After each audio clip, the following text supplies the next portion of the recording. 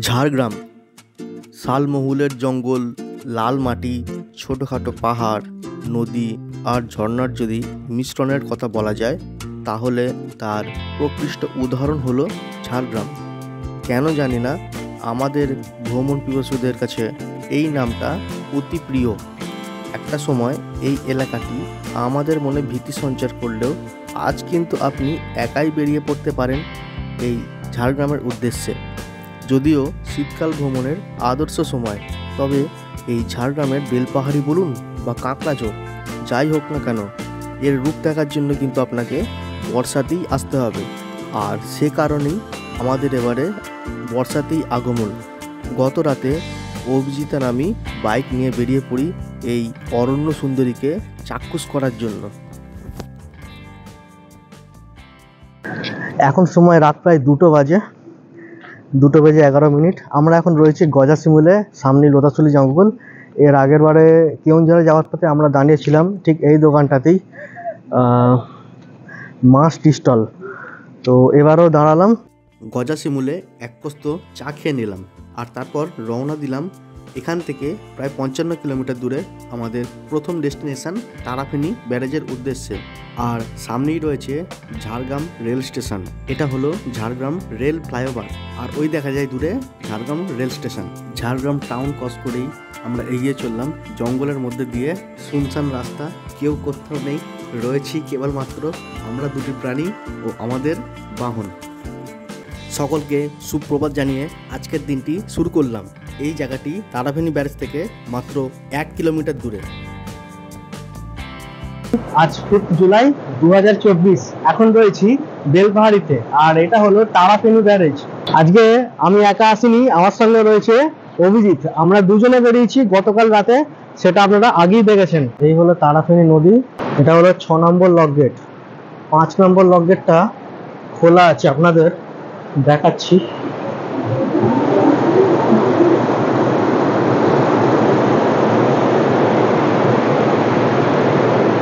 আর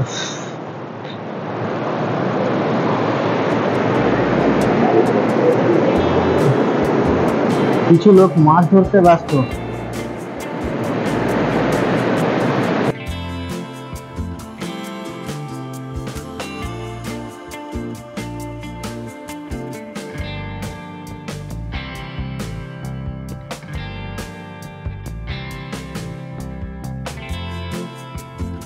তারাফেনী ব্যারেজে মোট 10টি lock gate রয়েছে, তার মধ্যে এখন মাত্র একটাই খোলা, আর তাতেই এই রকম অবস্থা।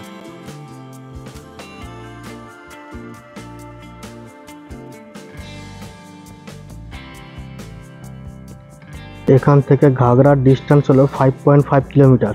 আমরা এবারে ঘাগড়াতেই যাব। আজকে আমরা বেলপাহাড়ি আর কাঁকড়াঝোড়ের বহু পপুলার জায়গাগুলো আমরা ঘুরে বেড়াবো এবং সেগুলো ভিডিওর মাধ্যমে আপনাদের সামনে তুলে ধরবো।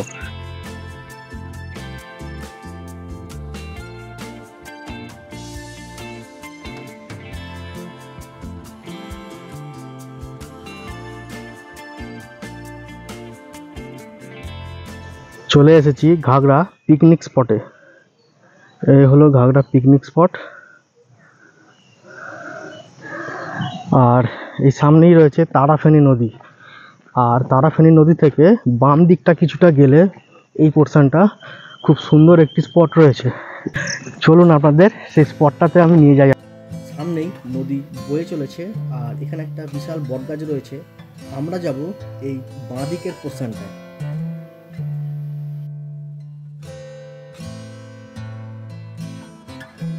এখানে দেখুন এই বড় বড় গর্তগুলো রয়েছে। এই গর্তগুলো দেখতে অনেকটা কলসির মতো, আর যেগুলোতে জল জমে রয়েছে। তো সেইখান থেকেই এই নামকরণের সৃষ্টি ঘাগড়া। গাগড়া থেকে এসেছে ঘাগড়া।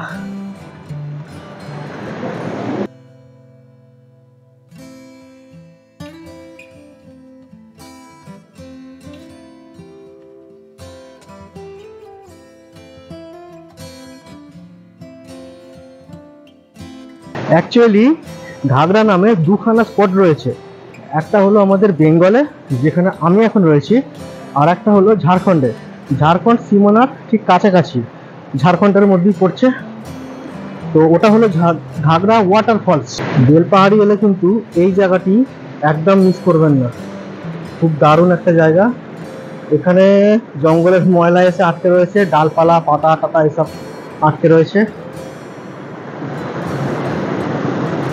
এগিয়ে চললাম গাডরাসিনীর উদ্দেশ্যে।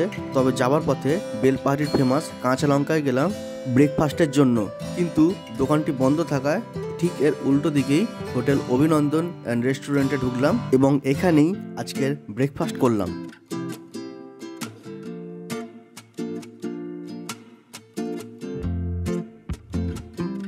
খাবার শেষ পাতে কিন্তু মিষ্টি অবশ্যই ছিল।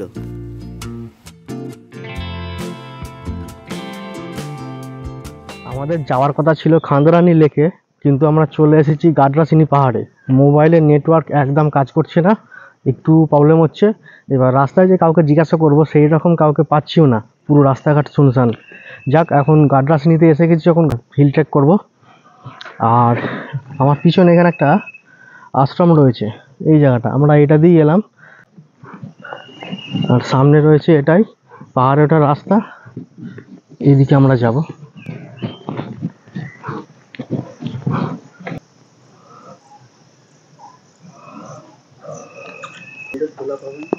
বিকেল 4টার পর পাহাড় ওঠা সম্পূর্ণ নিষিদ্ধ। ঠিক আছে কা, এখন মন্দির খোলা পাবে, মন্দির খোলা পাবে এখন, ঠিক আছে।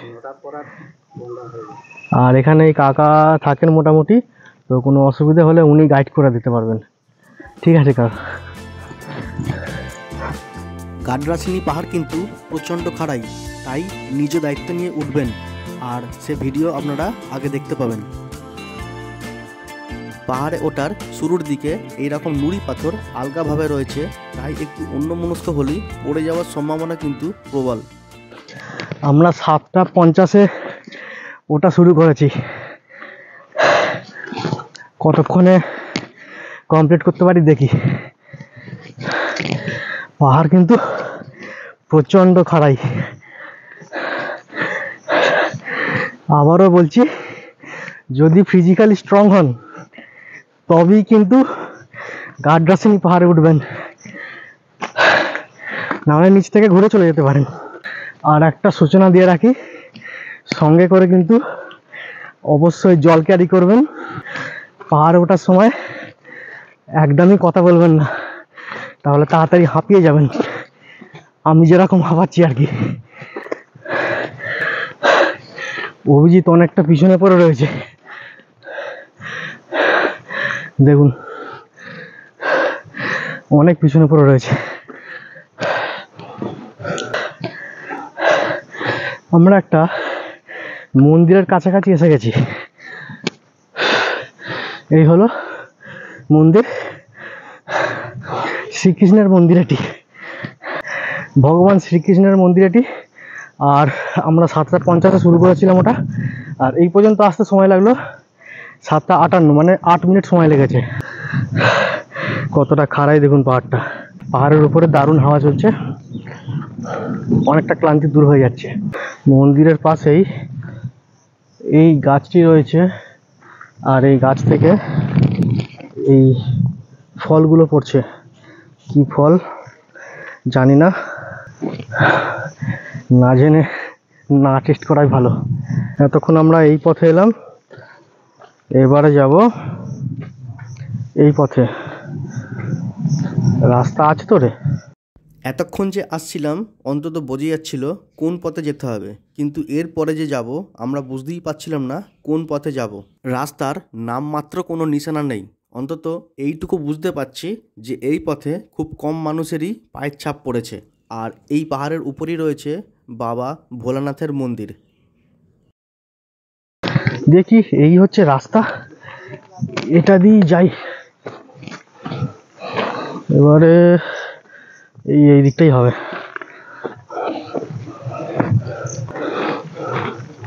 ঘাসগুলো এই পথে নেই, অর্থাৎ আমাদের এই পথেই যেতে হবে। ঘাম দিয়ে অবস্থা খারাপ, মানে এতটাই খাড়াই পাহাড়, মানে প্রথমে তো ভাবতে পারিনি আমি এতটা খাড়াই হবে। আর রাস্তা রাস্তা দেখুন কি রাস্তা, কোন দিকে যাব, এইটা এটাই হবে হয়তো, কি জানি। দেখি এই দিকটা গিয়ে কি আছে, না হলে নেমে এসে আবার এদিকে যাব।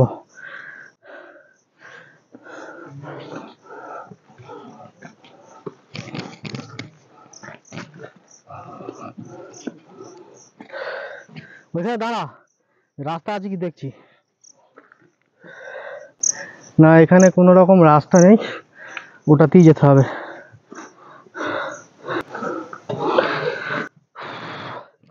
তবে জুতোটা কিন্তু একদম ঠিকঠাক পরে আসবেন, না হলে কিন্তু খুব মুশকিল আছে পাহাড়ে ওঠা বা পাহাড় থেকে নামতে।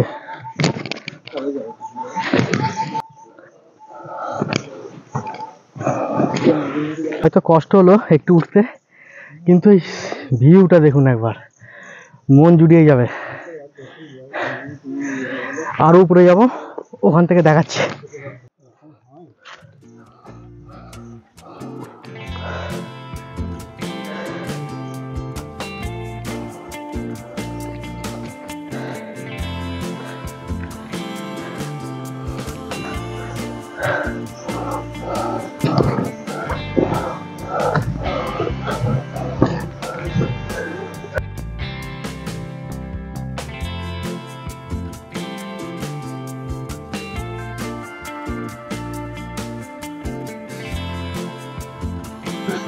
রাস্তা বলতে কিছুই নেই, কয়েকটা পাথর পড়ে আছে, ওইখান দিয়ে আপনাদের আসতে হবে।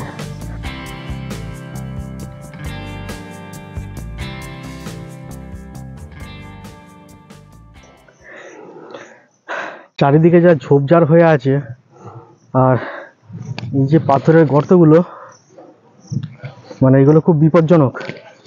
পাহাড়ি সাপ খুব মারাত্মক হয়, সেই জন্য খুব সাবধানে ট্রেকিং করবেন।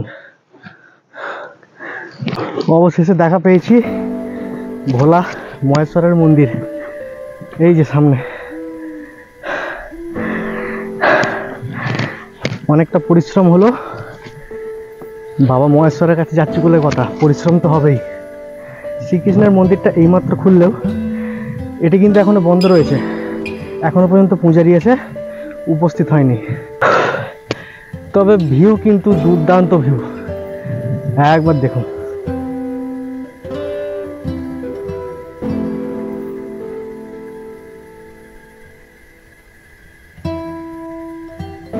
গাডরাসিনী পাহাড়ে আসার জন্য আমরা কিন্তু গ্রামের এই পথ হয়েই এসেছিলাম।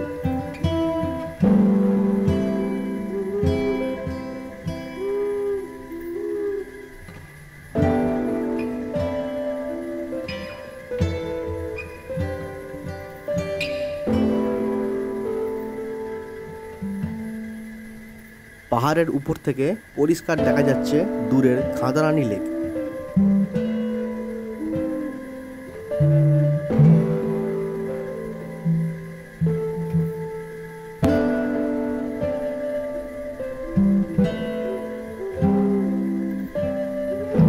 চারিদিকে শুধু সবুজ আর সবুজ, আমাদের ক্লান্তি পুরোটাই দূর হয়ে গেল এই নয়নাভিরাম দৃশ্য দেখে।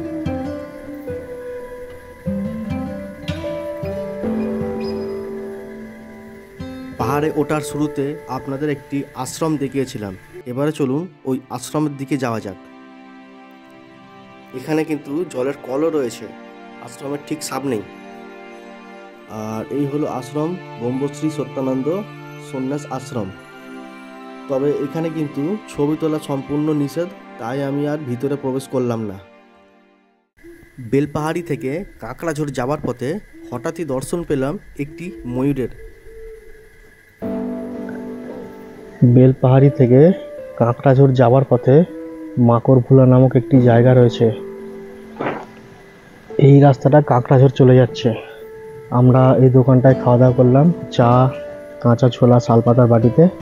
আর এখানে একটি আদিবাসী বাড়ি রয়েছে, আর বসে রয়েছি এই বাঁশের মাচায়, একেবারে গাছের নিচে। কাঁকড়াঝোড়ে আমরা গিয়ে উঠলাম ধিতাং হোমস্টেতে। অ্যাকচুয়ালি এটি আমলাচলে অবস্থিত, তবে এই ভিডিওতে ধিতাং হোমস্টে নিয়ে কিছুই থাকবে না। ধিতাং হোমস্টে নিয়ে একটি সম্পূর্ণ ভিডিও খুব শীঘ্রই আসবে আমার চ্যানেলে।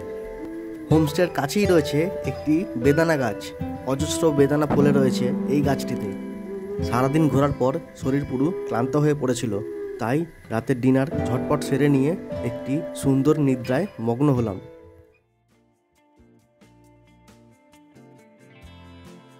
আরও একবার সুপ্রভাত জানালাম আমার সকল ভিউয়ার্সদের।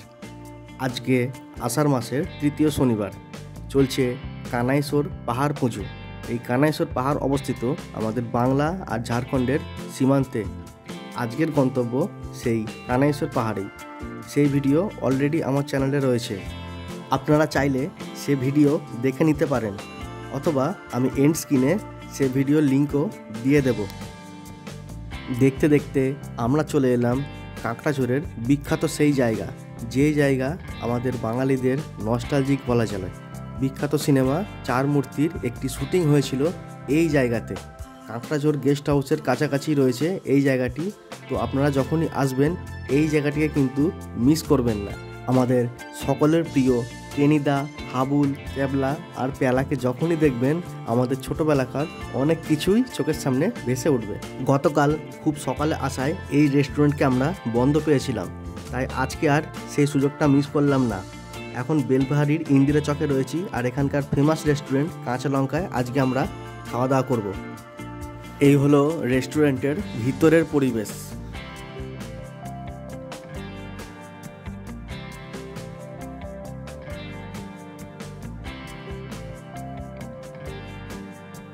এর মধ্যেই আমাদের মধ্যাহ্নভোজ এসে উপস্থিত হয়েছে। শাল পাতার ওপরে সুন্দর পরিবেশন। কাঁচা লঙ্কা এসেছি মানে কাঁচা লঙ্কা তো মাস্ট, এর সঙ্গে পেঁয়াজ, লেবু, আর এদিকে রয়েছে আলু ভাজা, ডাল, একটা পোস্তর তরকারি, এখানে একটি ঘন্ট রয়েছে, পটলের তরকারি, আর এদিকে রয়েছে পাঁপড় আর চাটনি। টোটালটা 149 টাকা আমাদের পড়েছে। এর মধ্যেই আমাদের কাছে চলে এসেছে দেশি চিকেন। এটি কিন্তু থালির মধ্যে ইনক্লুড নয়, এটি আমরা আলাদা নিয়েছি। এক প্লেটের দাম পড়লো 290 টাকা। প্রত্যেকটা রান্নারই কিন্তু অসাধারণ টেস্ট ছিল। প্রচুর ভিড় লেগে গেছে, তাই রিভিউটা ভিতরে দিতে পারলাম না। ভালো খাবার, কোয়ালিটি খুবই ভালো। ঠিক আছে, তো যদি আসবেন এখানে একবার ট্রাই করতে পারেন। তো বন্ধুরা, ভিডিওটা এখানেই শেষ করছি। ভিডিওটি কেমন লাগলো অবশ্যই কমেন্ট করবেন। আপনারা ভালো থাকবেন, সুস্থ থাকবেন। দেখা হচ্ছে নেক্সট কোনো ভিডিওতে। ততক্ষণ পর্যন্ত বাই।